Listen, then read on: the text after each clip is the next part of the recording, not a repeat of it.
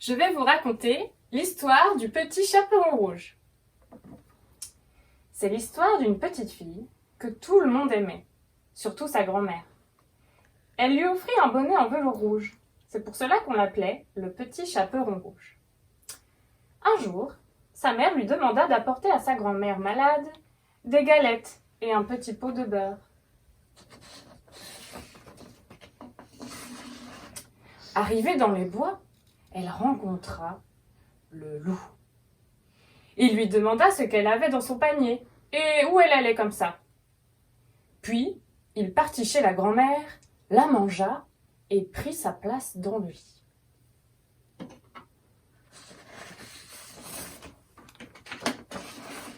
Arrivé chez sa grand-mère, le petit chaperon rouge, qui entendit la grosse voix du loup, eut peur d'abord. Mais croyant que sa grand-mère était enrhumée, elle répondit. « C'est votre petite fille, le petit chaperon rouge, qui vous apporte une galette et un petit pot de beurre que ma mère vous envoie. » Le loup lui cria en adoucissant un peu sa voix. « Tire la chevillette, la bobinette chéra. » Le petit chaperon rouge tira la chevillette et la porte s'ouvrit. Le loup, la voyant entrer, lui dit en se cachant dans le lit sous la couverture.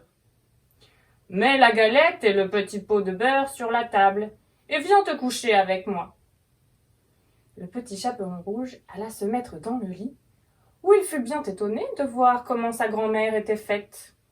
« Ma grand-mère, que vous avez de grands bras !»« C'est pour mieux t'embrasser, ma fille. »« Ma grand-mère, que vous avez de grandes jambes !»« C'est pour mieux courir, mon enfant. »« Ma grand-mère, que vous avez de grandes oreilles !»« C'est pour mieux t'écouter, mon enfant. »« Ma grand-mère, que vous avez de grands yeux !»« C'est pour mieux te voir, mon enfant. »« Ma grand-mère, que vous avez de grandes dents !»« C'est pour mieux te manger. » Et en disant ces mots, ce méchant loup se jeta sur le petit chaperon rouge et la mangea.